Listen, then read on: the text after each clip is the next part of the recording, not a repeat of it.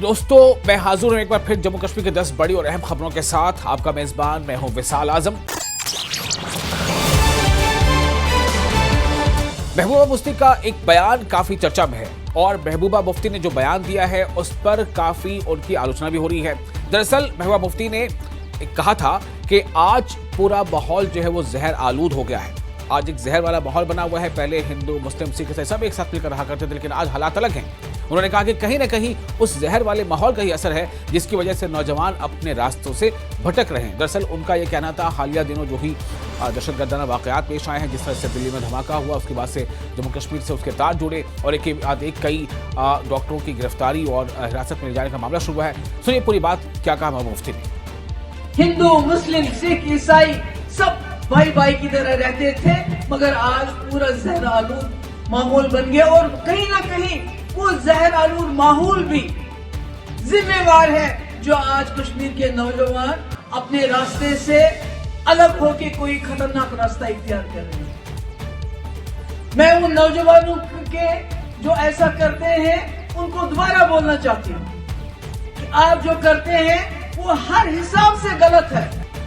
और बीजेपी के leader R S Pathania ने महबूबा मुफ्ती के बयान पर सवाल उठाए हैं। आर एस पठानिया ने कहा कि महबूबा भ्रामक बयान जारी कर रही, यानी कि गुमराहकुन बयान दे रही है। पीपल्स डेमोक्रेटिक पार्टी की अध्यक्षा महबूबा मुफ्ती आज कश्मीर में रेडिकलाइजेशन और मार्जिनलाइजेशन के बड़े बड़े राग अलाप रही हैं। महबूबा जी, ध्यान रहे कि कश्मीर विकास की और प्रजातंत्र की ओर बड़ी तेजी के साथ अग्रसर है। कश्मीर में डीडीसी का चुनाव, बीडीसी का चुनाव, पंचायत का चुनाव, म्युनिसिपैलिटी का चुनाव, लोकसभा का चुनाव और अब विधानसभा का चुनाव भी हो चुका है। कश्मीर में सुरक्षा और पारदर्शिता और इन सब के साथ साथ चौमुखी विकास पे फोकस करते हुए भारत सरकार ने एक टारगेट किया है, मिशन किया है। हाँ, अगर रेडिकलाइजेशन या मार्जिनलाइजेशन का छोटा छोटा अगर उनका रंग, कहीं रूप या उनकी छाप अगर कहीं कश्मीर में दिखती है तो वो आपका मिस गवर्नेंस, आपका परिवारवाद, आपकी अपीजमेंट की पॉलिसी। हम फिर विरोध करेंगे और सख्ती से बात करेंगे कि आप कृपा करके ऐसी हिमाकतों से बाज आएं। बीजेपी नलिन प्रभात सहित कई सीनियर पुलिस अफसरान ने त्राल में फोटोग्राफर जावेद मंसूर के अहले खाना से मुलाकात की और अहले खाना को उन्होंने गम के साथ उनके साथ इजहार यकजहती की, इजहार गम किया और साथ ही क्राइम ब्रांच के फोटोग्राफर जावेद मंसूर की मौत नौगाम विस्फोट पे चुकी हो गई थी, जिसे डीजीपी ने बहुत ही दुर्भाग्यपूर्ण बताया है। बताया कि काफ़ी जो है ये वाकया अलगनाक है और जितने भी मुतासिन हैं, अहले खाना हैं, उन्हें हर मुमकिन मदद का भी उन्होंने यकीन दिलाया है। देखिए, हमें जम्मू कश्मीर पुलिस का एक जो नायाब जवान था वो हमने उस हादसे में खोया है, तो इसके लिए जम्मू कश्मीर पुलिस को, पूरे जम्मू कश्मीर पुलिस और पुलिस परिवार की तरफ से हमें बड़ी अफसोसगी है और हम ताजियत का इजहार करने आज इनके घर पे आए। और दिल्ली ब्लास्ट का एक और मुलजिम गिरफ्तार किया गया है। श्रीनगर से जसीर बिलाल वानी उर्फ दानिश की गिरफ्तारी अमल में आई है। खबरों के मुताबिक NIA ने दहशतगर्दी के मामले में इस मददगार को श्रीनगर से गिरफ्तार किया है। अनंतनाग के काजीगुंड का रहने वाला है दानिश। इल्जाम है कि उमर के साथ मिलकर इसने हमले का मंसूबा बनाया था। जम्मू कश्मीर के पुलिस महानिदेशक यानी DGP नलिन प्रभात ने कुलगाम जिले का भी दौरा किया और शहीद पुलिस एहलकार अशरफ अहमद शाह के अहले खाना से मिलकर इजहार गम किया। अशरफ अहमद शाह श्रीनगर के नौगाम में हुए धमाके में शहीद हो गए थे। DGP ने अहले खाना के तमाम सदस्यों को पुलिस महकमे की जानिब से पूरी मदद का यकीन दिलाया है। और एक और अच्छी खबर, जम्मू कश्मीर में तामीराती मजदूरों के लिए एक बड़ी राहत की खबर है। वजीर आला उमर अब्दुल्लाह ने बिल्डिंग एंड दीगर कंस्ट्रक्शन वर्कर्स वेलफेयर बोर्ड के जरिए तमाम असिस्टेंट लेबर कमिश्नरों को 30 करोड़ और 14 लाख रुपए जारी किए हैं। ये रकम तालीम, माजूरी, संगीन बीमारी, मरने वाले मजदूरों के अहले खाना, शादी की इमदाद और काबिल अवार्ड जैसे स्कीमों के तहत बराह रास्त ऑनलाइन मुंतकिल की जाएगी।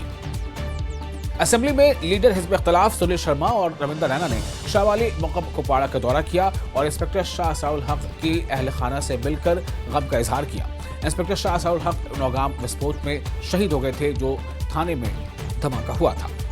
जितना हमें पता चला असरार साहब बहुत ही ब्रिलियंट, बहुत intelligent, brave, bold, upright officer थे और इनका नुकसान सिर्फ इनके परिवार को नहीं, ये पूरी कौम को है, इनका नुकसान पूरे वतन को है।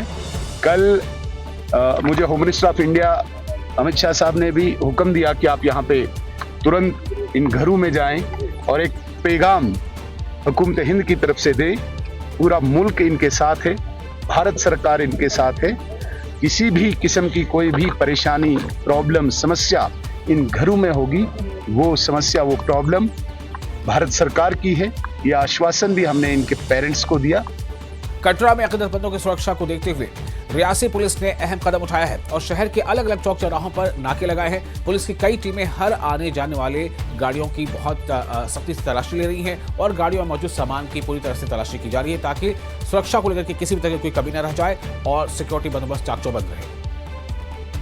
आरएसपुरा में बकाया वेतन जारी किए जाने की मांग को लेकर सोमवार को 2211 हेड के अधीन इनके तहत काम कर रहे तमाम जो मल्टीपर्पज वर्कर्स हैं उन्होंने सरकारी अस्पताल के बाहर एहतजाजी मुजाहरा किया। मुजाहरा कर रहे स्टाफ ने हुकूमत को ये वार्निंग देते हुए कहा है कि अगर जल्द से जल्द उनकी जो राशि है, उनकी जो तनख्वाहें हैं, जो बकाया हैं, उन्हें जारी नहीं किया गया तो आने वाले दिनों में वो भी अपना आंदोलन और तेज कर देंगे। गौरमेंट ਨੂੰ ਮਤਲਬ ਫਿਕਰ ਤੱਕ ਨਹੀਂ ਹੈ ਵੀ 2211 ਵਾਲਿਆਂ ਦੀ ਸੈਲਰੀ ਨਹੀਂ ਨਿਕਲਦੀ। ਅਸੀਂ ਸੋਚਦੇ ਹਾਂ ਕਿ ਜਿਸ ਤਰ੍ਹਾਂ ਬਾਕੀ EMPLOYE ਦੀ ਹਰ ਮਹੀਨੇ ਸੈਲਰੀ ਆਉਂਦੀ ਹੈ ਉਸ ਤਰ੍ਹਾਂ 2211 ਹੈਡ ਦੀ ਵੀ ਹਰ ਮਹੀਨੇ ਸੈਲਰੀ ਆਣੀ ਚਾਹੀਦੀ ਹੈ। ਅੱਜ ਤੇ 1 ਆਵਰ ਸਟ੍ਰਾਈਕ ਸੀ 10 ਤੋਂ 11। ਅਗਰ ਨਹੀਂ ਕੁਝ ਬਣਿਆ ਤੇ ਅਸੀਂ ਪਰਮਾਨੈਂਟ ਸਟ੍ਰਾਈਕ ਤੇ ਬੈਠ ਜਾਵਾਂਗੇ। ਕਿੰਨੇ ਮਹੀਨੇ ਦੀ ਵੇਤਨ ਨਹੀਂ ਮਿਲੀ ਤੁਹਾਨੂੰ? 4 ਮਹੀਨੇ ਆਂਦਾ ਹੋ ਗਏ। 2211 ਹੈਡ ਦੀ ਹੈ ਤੇ ਅਗਰ ਇਹ ਕਿਸੇ ਕੋਲ ਉਧਾਰ ਵੀ ਲਈਏ ਸਾਨੂੰ ਉਧਾਰ ਵੀ ਨਹੀਂ ਦਿੰਦੇ। ਕਹਿੰਦੇ ਕਿ ਤੁਹਾਡੀ ਸੈਲਰੀ ਪਰਮਾਨੈਂਟ ਨਹੀਂ ਹੈ ਤਾਂ ਸਾਨੂੰ ਉਧਾਰ ਕਿਸ ਤਰ੍ਹਾਂ ਵਾਪਸ ਕਰੋਗੇ। ਇਸ ਵਾਸਤੇ ਬੱਚੇ ਸਕੂਲ ਜਾਂਦੇ ਨੇ, ਕਈਆਂ ਦੀ ਫੀਸ ਦੇਣ ਵਾਲੀ, ਕੋਈ ਤਿਉਹਾਰ ਆਉਂਦਾ ਉਹ ਵੀ ਸਾਡਾ ਇਸ ਤਰ੍ਹਾਂ ਚਲੇ ਜਾਂਦਾ ਹੈ ਤੇ ਇਸ ਵਾਸਤੇ ਕਿ ਸਾਡੀ ਸੈਲਰੀ ਰੈਗੂਲਰ ਕਰ ਦੇਣ। ਅਸੀਂ ਉਹ ਕਹਿੰਦੇ ਹਾਂ ਕਿ ਸਾਡੀ ਸੈਲਰੀ ਜਿਸ ਤਰ੍ਹਾਂ ਬਾਕੀ ਮੁਲਾਜ਼ਮ ਦੀ ਆਉਂਦੀ ਹੈ ਇਸ ਤਰ੍ਹਾਂ ਸਾਡੀ ਵੀ ਸੈਲਰੀ ਆਏ ਹਰ ਮਹੀਨੇ ਤੇ ਸਾਨੂੰ ਜ਼ਰੂਰਤ ਹੀ नहीं कुछ बैठने की, स्ट्राइक करने की। अगर सैलरी साड़ी रेगुलर हो जाए तो सानू कुछ ज़रूरत ही नहीं है। सर हम आज अपनी सैलरी को लेके इस प्रोटेस्ट में बैठे हैं। 1 आवर हमारा प्रोटेस्ट था ताकि हम हमारी जो डिमांड्स यही है कि हमारी सैलरी रेगुलर हो जाए। 4 महीने से हमें सैलरी नहीं मिली है। सर हमारे स्कूल के बच्चों को फी पेंडिंग चल रही है। हमें इतनी शर्म आती है अपने बच्चों को फेस करते हुए और हमारे घर का गुजारा ही बड़ी मुश्किल से चलता है। हमारा क्या, सभी हमारे जम्मू डिस्ट्रिक्ट में डिवीजन में जितनी भी 2211 की हट की लड़कियां हैं बड़ी मुश्किल से अपना टाइम निकालती हैं।